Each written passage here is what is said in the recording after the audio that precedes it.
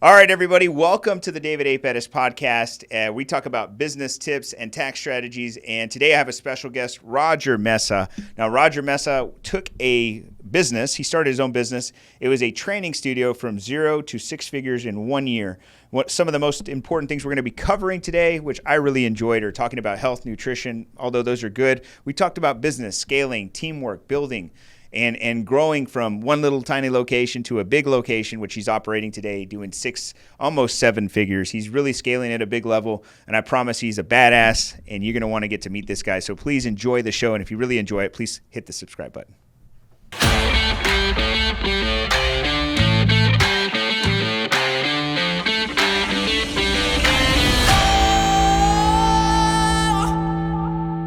All right, everyone, we have a special guest today. We have Roger Mesa. Roger Mesa is we'll call him a health and wellness coach, specifically in the world of building muscle, getting stronger, muscle definition, competitions. But more importantly, this guy founded a business and went from 0 to 6 figures in less than 1 year in his business. And that's a hard feat, by the way, especially in a brick and mortar, especially opening up right before COVID.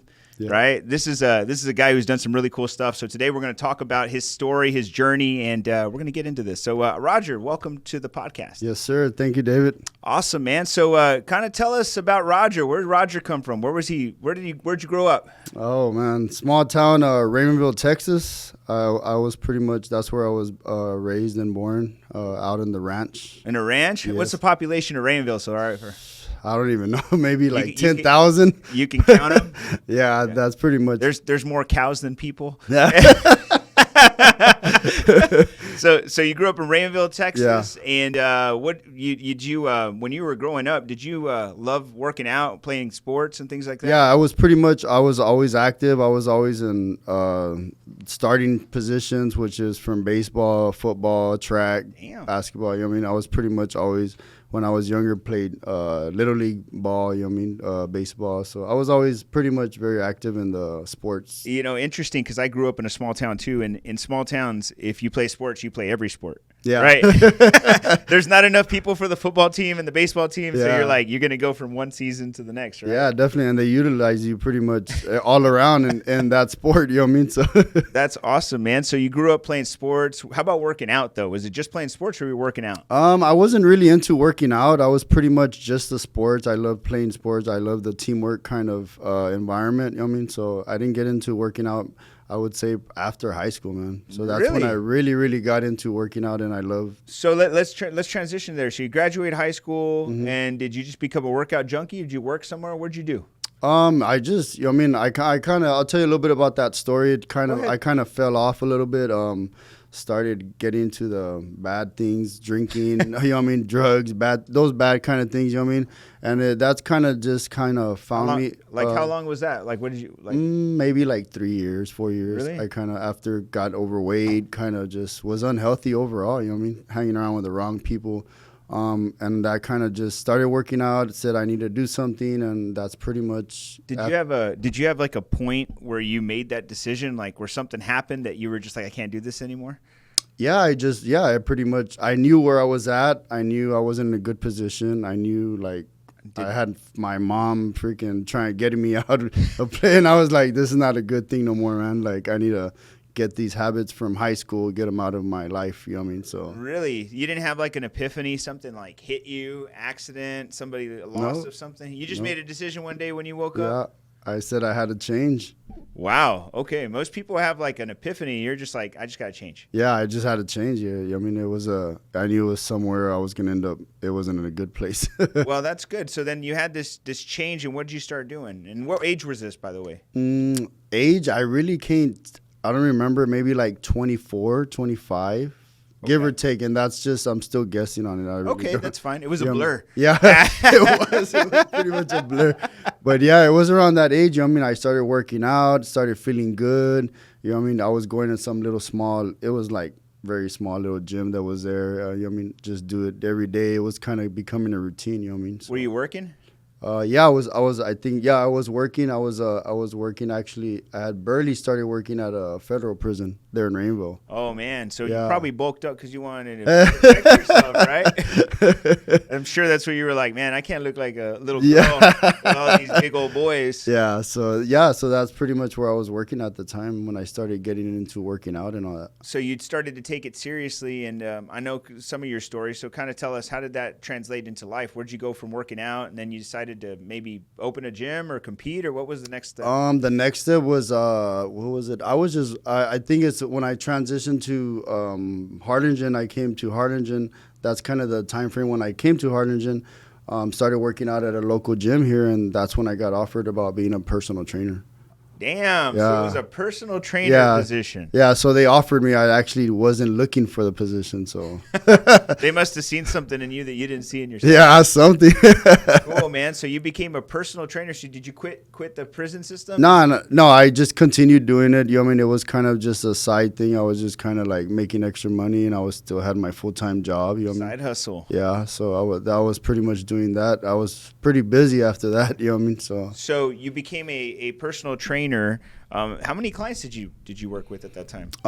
It was very. I could say maybe like 5 clients. You know what I mean? Did you really enjoy it? I really enjoyed it. It was awesome. You know what I mean? I wanted to help them. You know what I mean? So I knew how I felt working out, and I knew the benefits from it. So that's what I wanted to help people do. You know what I mean? And feel. You wanted them to feel what you felt. Exactly. The change. Yeah, the change and everything, yeah. So how did that translate into kind of the rest of your life? I mean, most of the things I know about you, but it's all fitness. So where did you go from there? From there, pretty much I kind of found out how those box gyms work and kind of said, you know what, I'm not going to do too much here. So I kind of went off and looking around people that hire personal trainers like a studio. And that's where I started doing that, and it was pretty, you know what I mean, $500 a month rent, and you know what I mean, you can get as many clients you want. So you started in a little box, right? Yeah. I never knew you then, so I don't know, but you've told me a little bit about this. So tell, like, how big was your first business? Like the square footage, yeah. It was probably like I would say maybe 800 to 1,000 square feet. Oh, that's pretty good, man. Yeah, it wasn't. Yeah. So you started to do this. Now, what made you take that leap of faith to open your own business? Because that's a big deal. Like, what made you think that you could do it? Well, actually, I was presented with the opportunity. So the person that I went to was leaving that facility or that studio, and the owners told me, you know what, do you want to take over this opportunity? You can run your own gym. You'll be the owner, this and this. You just have to pay rent. So another person saw something in you didn't see in yourself. Yeah, exactly. And then you were like, oh, yeah, maybe I can do this. Yeah. So you weren't even thinking about opening your own gym. You were actually just looking to train at a more specific spot, right? Exactly, yeah. Like where you could charge more. Yeah, exactly, yeah. Yeah, because I mean, I know a little bit about the space, and I'm assuming where you were started at, they just paid you like $10 or $15 an hour or something, right? Yeah, definitely. And then you heard if I go to the studio, I could charge like $500 a month. Yeah. And so you're like, I want to do that. Yeah, right? Exactly. Yeah. Okay. And then they said, well, the person that's here is thinking about leaving, and maybe you want to take over? Yeah, that's what happened. And pretty much I said, you know what, I'll go ahead and take over it and see where it leads me, because I didn't have no knowledge in what I was gonna do or any in business or anything like that. You know what I mean? So you were scared. Yeah, I was scared. I didn't know what was gonna happen. How did you quit your job then? No, I actually hadn't still quit my job. I was still working full time there and my full time job. Man, how'd you do that? I just sacrificed, man. I just sacrificed because I knew it was something I wanted to do, and I loved doing that. And I said, you know what, it's gonna pay off. I'm gonna end up loving what I do. You know what I mean, and get paid for it. You know what I mean? Okay. So were you success? I mean, I'm assuming you were somewhat successful, but how did it go for you? Your first? How long was that? How long ago was that, by the way? I would say like 5 years ago, 6 years ago, give or take. Okay. Maybe give or take. 5 or 6 years ago. Okay. And so you opened this one place. How did you do? I did pretty good. You know what I mean, I was on my own. I had to hire assistants and stuff like that, so I knew it was growing. I wasn't looking into numbers or anything like that, so I knew the clients there was more clients, so I was like, okay, we're going in the right direction. You know what I mean? So you got more clients, you grew, and it evolved for you, right? So when did you actually quit that job? I'm still wondering when you quit your job. Yeah, actually, when I quit my job, I was actually prepping for a competition, and I tore my pec. So what happened is I was in recovery. I had a surgery and all that. So while I was recovering, I was back into training after that, like right the next day. So I actually started picking up clients during the day, and I was sick leave from my original job. So I said, you know what? I'm just gonna take the leap of faith and just give up my full-time job that I didn't want to go to. You know what I mean? So you decided just to quit that day? Yeah, I just said, you know what? I'm gonna quit. I'm picking up clients in the morning. You know what I mean? It's already filling up my schedule, so I'm just gonna go. Were you making about the same amount of money that you were making at your job or less? Nah, I was making more with the personal training for sure. Really? You were making more money and you still had both jobs? Oh, okay. So it wasn't that hard of a decision. Yeah, no, it wasn't a hard decision. Okay, so you already had built it up. Yeah. So I know you're married, you got kids. How did your family take these decisions? They were a little bit scared about it, you know what I mean? But I told them to trust in me, and you know what I mean, that I was gonna, you know what I mean, I was gonna make sure everything happened in the right way, you know what I mean? So that's pretty much, and you know what I mean, and even at that, I was still kind of in my mind not sure what was gonna happen, but I knew I had to complete what I said. You know what I mean? Yeah. You made a commitment to your family, and they trusted you. Is that what happened? I don't know, man. They better trust me. Well, so they trusted you to make that decision. You were competing, so you were a competitor. You didn't mention that, so you competed. Yeah, I competed. How long ago was that?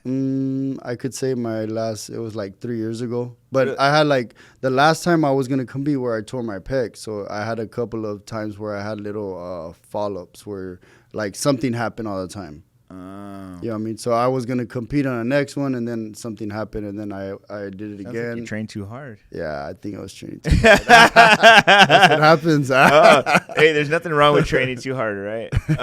I mean, unless you get hurt. Yeah, you don't want to do that. So you trained, and so by the way, was that the training yourself, was that part of like your coaching too, or you were just doing it for you at that time? When I was training myself, I was just doing it for me for the most part. Yeah. Okay, so that's where you gained the experience, though. Yeah. Did you have coaches for that? Oh yeah, I've had like 3 or 4 coaches. Really? Yeah. Okay, and so that's interesting because in business today, right? Like you got into business, and you got into business, but then you were competing at the same time, right? Yeah. And so you were like, I need to find some people who can help me get better at this performance here, and you did that.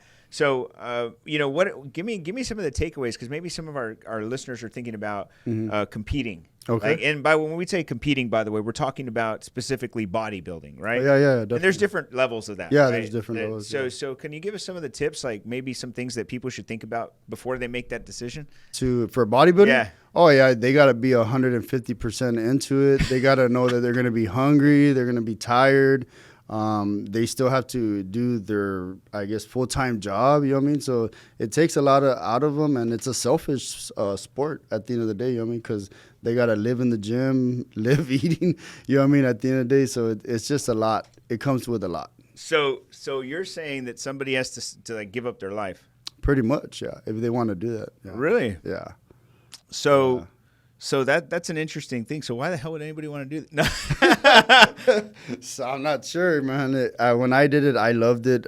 Being on stage is pretty much like any trophy. You're just that win that you get. You're the trophy. Yeah. You're the trophy. You're one. You win. Yeah. So it's a good experience, you know what I mean? But as I went on, I knew there was better things for me. So okay, cool. So you finished competing. You had your first gym. Mm-hmm. I didn't know you then. So tell me more about how you transitioned to the next thing. What was the next thing for you? The next thing was pretty much I needed to grow. You know what I mean? My facility was already packed. I couldn't keep on bringing more clients in there. You know what I mean? So I got presented another opportunity from one of my friends that was training there, and he told me about the suite where he was going to, because he was opening it as well.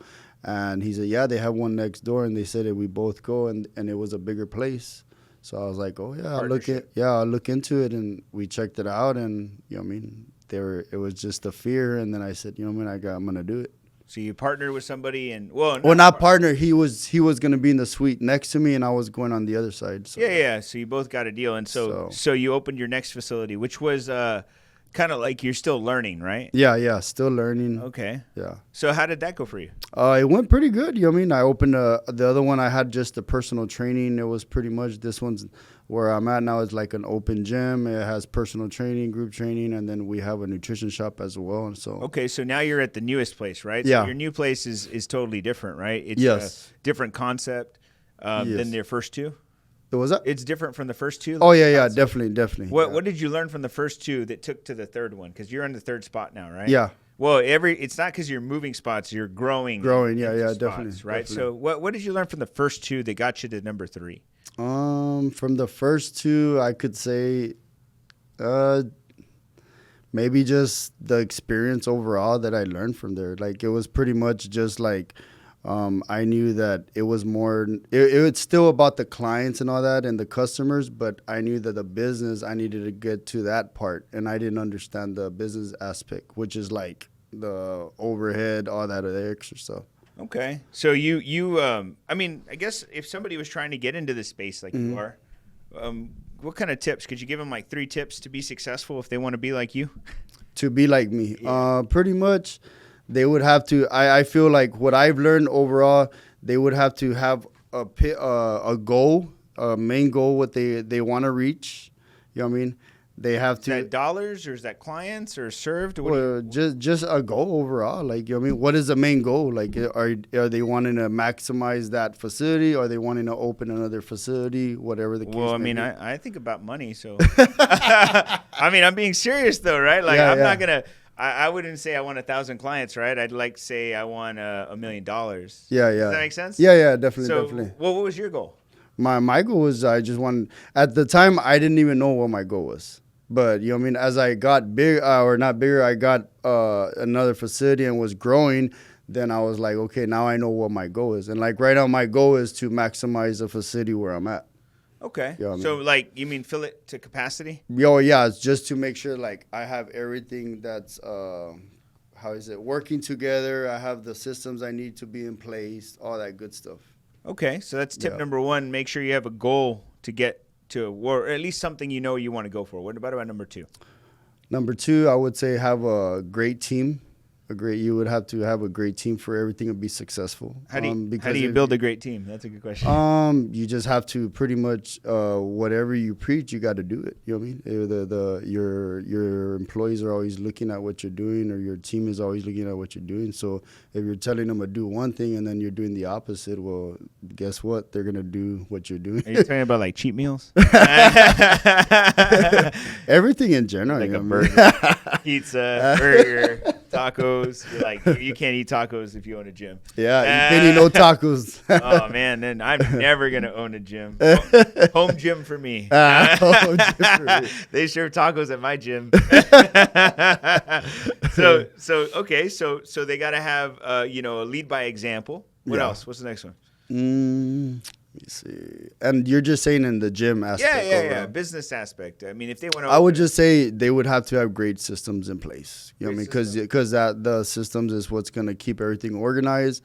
And then, of course, when systems, what I mean also is like marketing and stuff like that. Okay, good marketing. Yeah, because, of course, you can never, there's so many people out there, you can get a lot of people that don't know where you are located or what you're doing or whatever the case may be.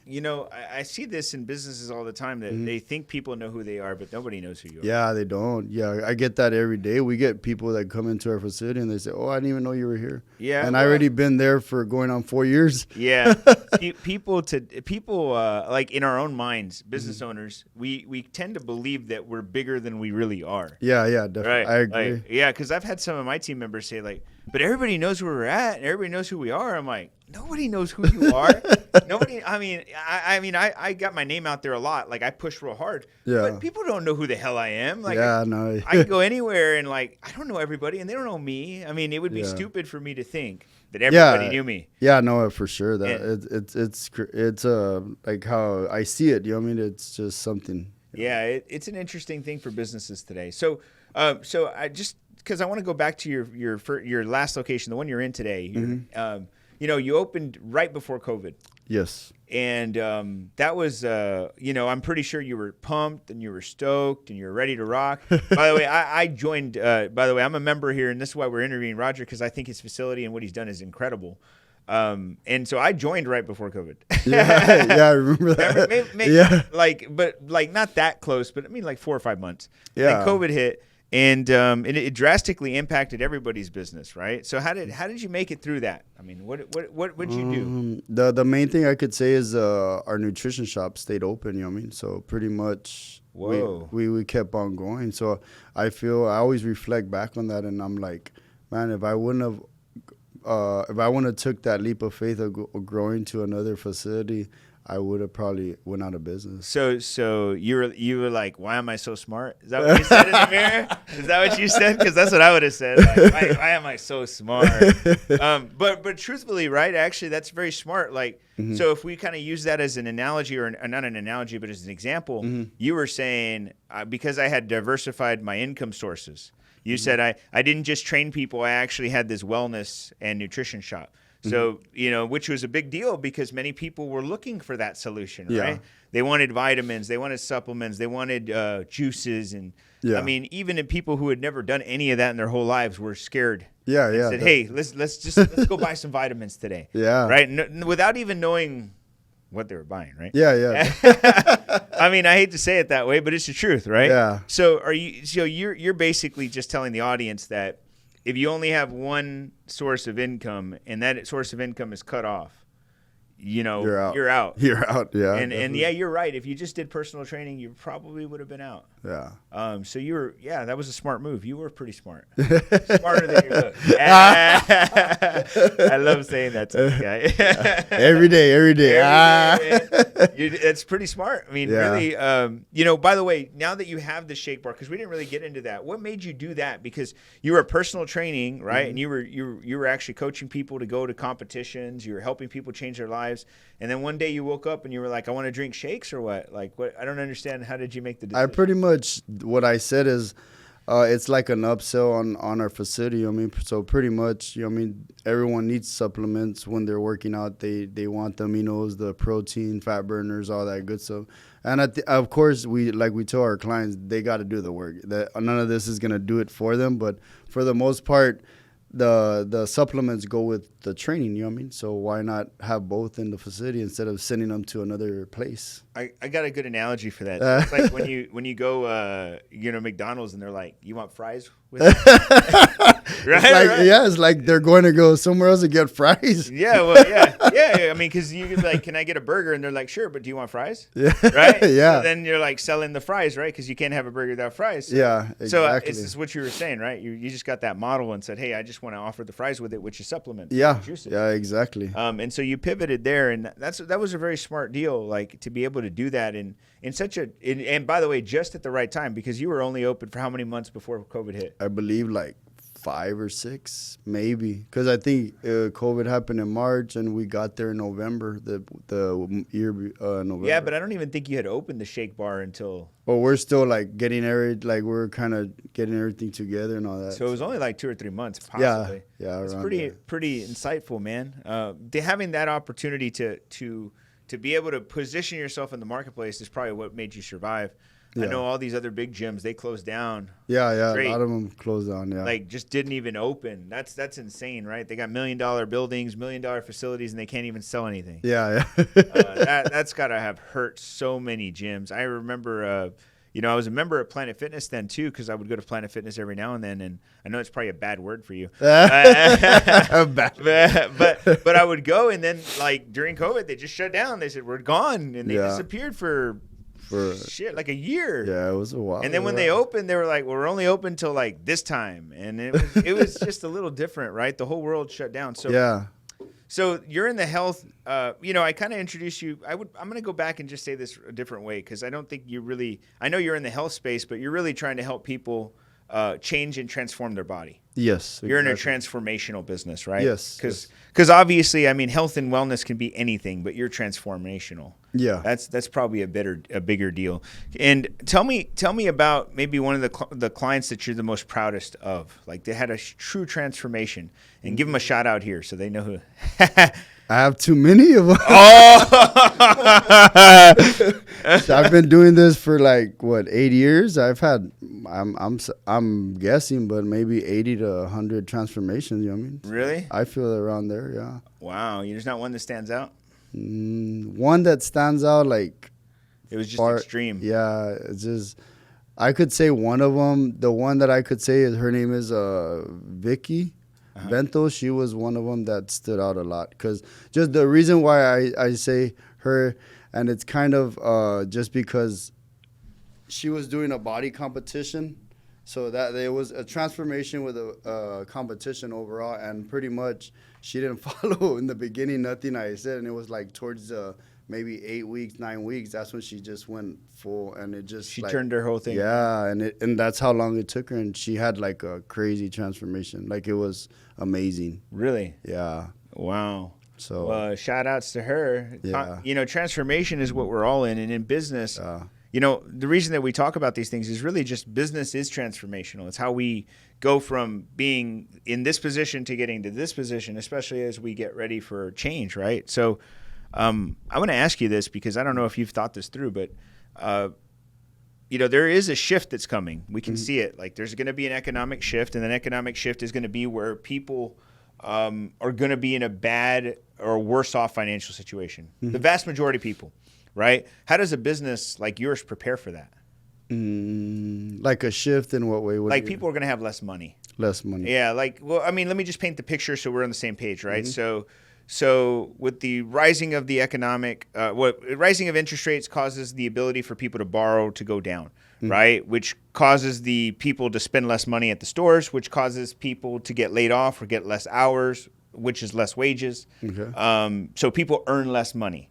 And because they earn less money, I think most businesses are going to be impacted. I mean, it doesn't matter what business you're in. You're going to get impacted, right? And I say it even just because of yours. Like, for an example, if somebody walks in to go buy a shake, how much is a shake?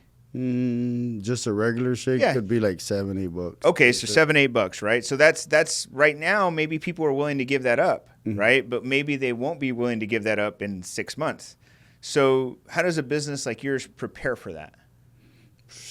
That's a good one. I haven't really prepared for something like that. That's a good one. You know what I mean? So, but yeah, you know what I mean? At the end of the day, I guess I can just say that we're always just, whatever the shift is, I guess we go with it. You know what I mean? So I don't have an actual to say we have a plan if this happens or that happens. And when that's a good one. It makes me think because I do need to have a plan if something like that happens. Well, I'll tell you that this is actually good that you don't. And I'm not saying it's a bad or good or bad. I would say that I don't think most business owners are thinking about it. Yeah. I think most people think it's business as usual. Yeah. Because nothing really has changed, right? Yeah. Like most people still haven't stopped spending as much as they did before. Most people are still probably joining your gym and coaching, and they're doing all these things.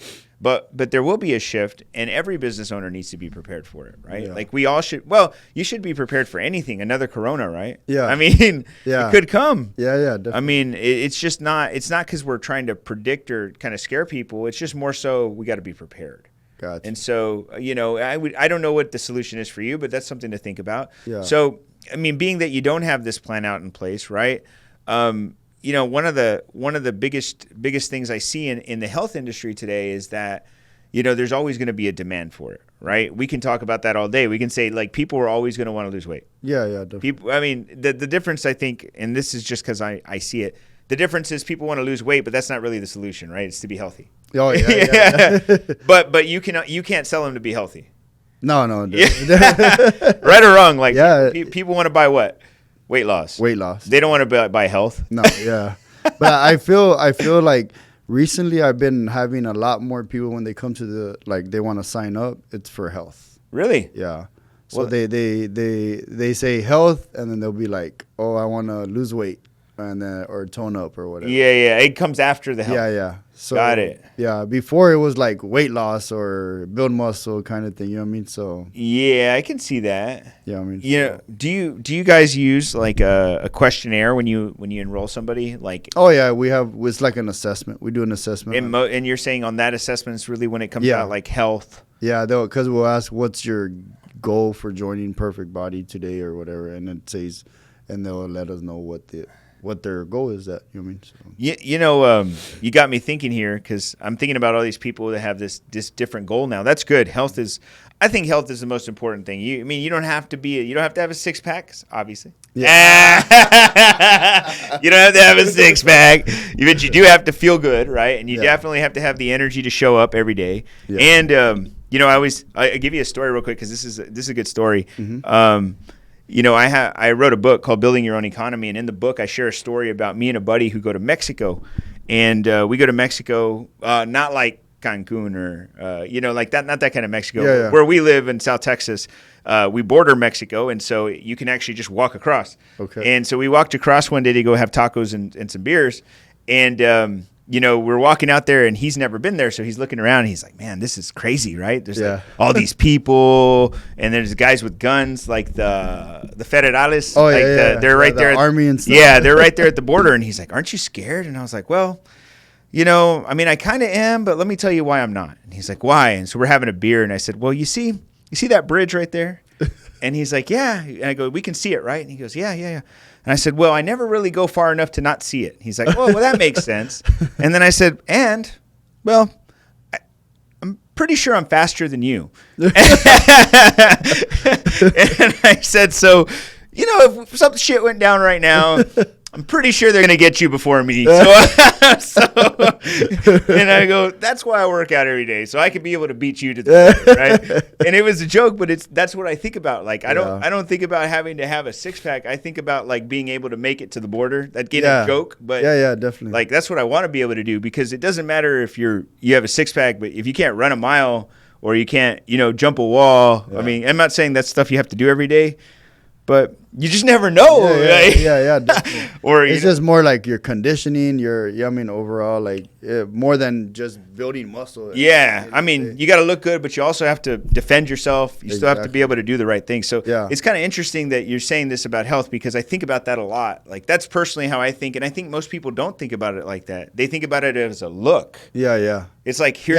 Yeah, I feel that that's very true, because people think like, oh, if you're all built and you see all this muscle, that means they're healthy, and sometimes it's not. They're not healthy. Yeah, but then they see somebody who's skinny and they think they're healthy, and they're not really healthy either. Yeah, I've seen them on both sides before. They call it skinny fat. Yeah, and they can have the cholesterol, diabetes, and they don't even know it. Yeah, so it's unbelievable how that works. But I feel like the health. Like before, a lot of people weren't looking for it, but now they are looking a lot for it. I think because of what we've gone through, like the corona and all that, and I think that's why people, and even at that, sometimes it's hard for people to even commit now, even with what's happened, And it's just, and we all need someone to keep us accountable, because at the end of the day, you go into a regular gym, pay $25, you ain't gonna show up all the time. That guarantee. That's funny, man. I actually I'm in a Facebook group, and this morning this guy posted in there, hey man, I gained like 10 pounds, and I want to know a good at-home workout so I can start losing weight. Who's got a recommendation? And I commented right away, and I was like, why don't you want to go to a gym?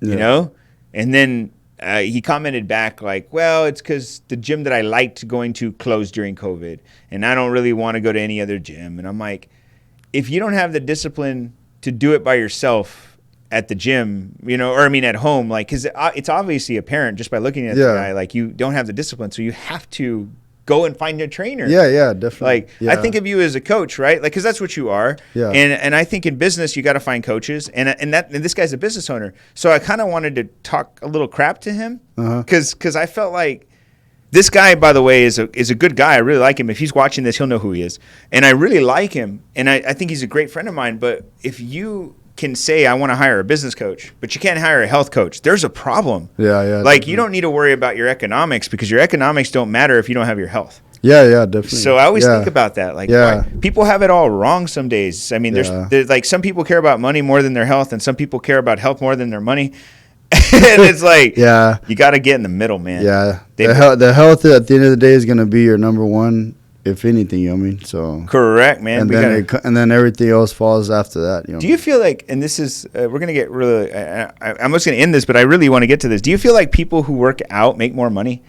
What do you mean by that? Do you think people who work out make more money? Doesn't necessarily mean that. You don't think so? Nah. Okay.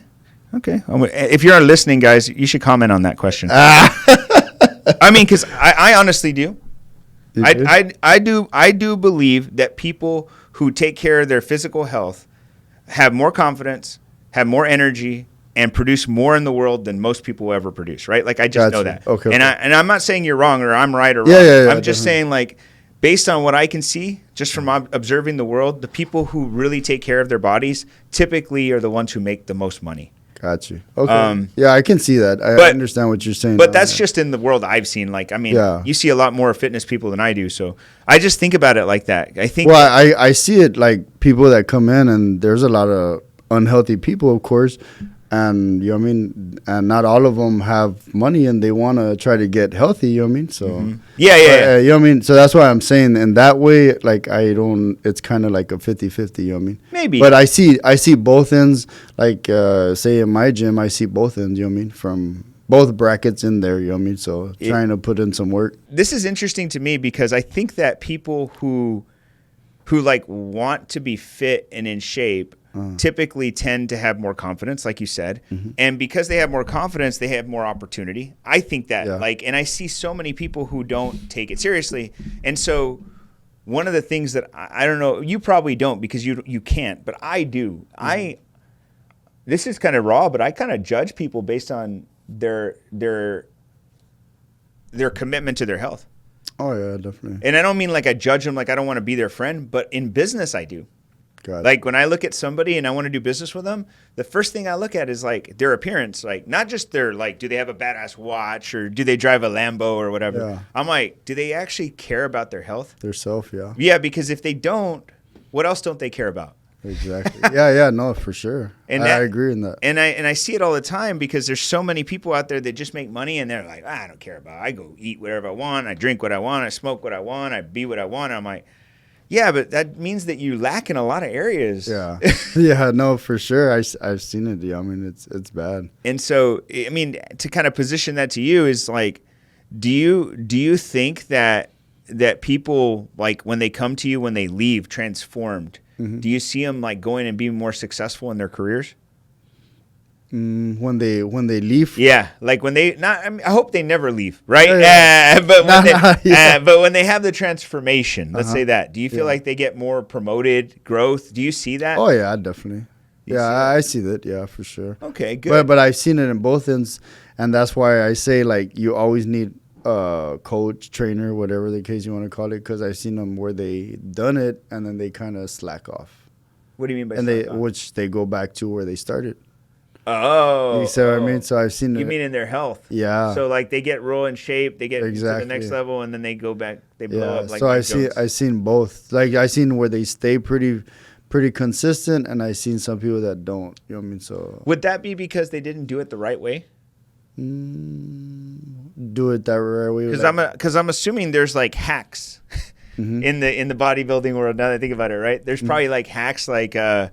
There might be some drugs involved, or maybe there's some stimulants, or maybe there's just like these strict diets of some sort that could be really extreme. Okay. And because they do that, like maybe some of those aren't like the natural way to do it. Yeah, that could be a possibility. And so then when they come off of it, they're kind of like their body doesn't know what to do because it wasn't natural. Yeah, but even if it's not in bodybuilding, I've seen the people that they were just, trying to be healthy, and they got the good benefits from it, which they're, of course, first it's their health. They say, oh, I want to be healthy, and then they start looking better, feeling better, and then they take off and they kind of just go back back to where they started. Interesting. Okay. Well, people fall off the wagon, as they say, right? Yeah. Yeah, right. Alcoholic goes back. Yeah. Former alcoholic, right? Yeah, definitely. Recovering. So I guess last question, man. So the name of your business is? The Perfect Body Studio. What does that mean? It means you have to have. It doesn't mean you have to have a perfect body. It means your mind, body, and soul. Mind, body, and soul. That's how you came up with that? Yes, That's good. Sir. Yeah. So the perfect body is mind, body, and soul. Yeah, exactly. So the pursuit of that. Yes, sir. That's awesome, man. So how can our guests get a hold of you if they wanted to join your studio, or at least you do online coaching, right? I do online coaching. They can email us is at theperfectbodystudio@gmail.com, or they can call us at 956-230-0228, or they can follow us on website. Yeah, website, it's the same, theperfectbodystudio.com. .com. Yes. And Facebook? Facebook, same thing, Perfect Body Studio. The Perfect Body Studio. Nice. Yeah. So The Perfect Body Studio is where you can find Roger. He does online coaching and training. Roger's been a good friend of mine and a trainer to me for a long time. He kicks my ass.